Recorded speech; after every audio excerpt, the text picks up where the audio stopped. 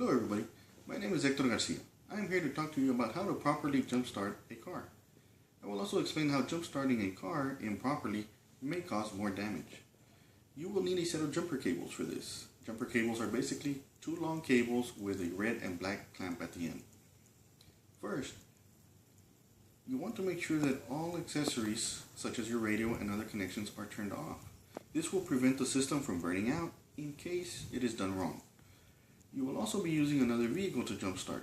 Not recommended, but make sure all accessories are turned off, including the air conditioner on both cars. Second, you make the connection to the battery of the car that does not turn on. You will place the red cable clamp on the red or positive pole. Then, you place the black cable clamp on a solid metal bar or the engine to create a ground. Remember to repeat the above steps on the second car and connect the positive or red cable first.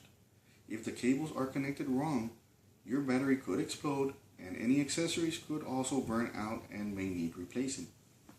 Last, you rev up the engine a bit to help boost the dead battery.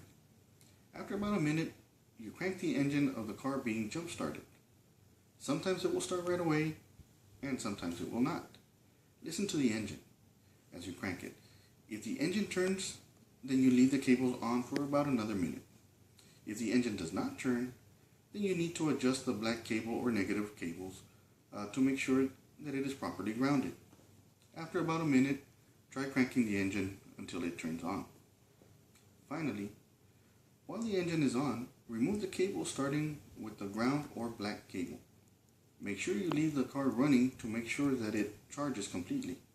Also, keep in mind that if it is at night and you need to turn on the lights, it will drain the battery faster. If the alternator is working properly, the car should not turn off. If you turn off the car and it does not restart, then the problem may be the alternator and you will need to jump start it again. Now, if there are no more questions, then this concludes this presentation.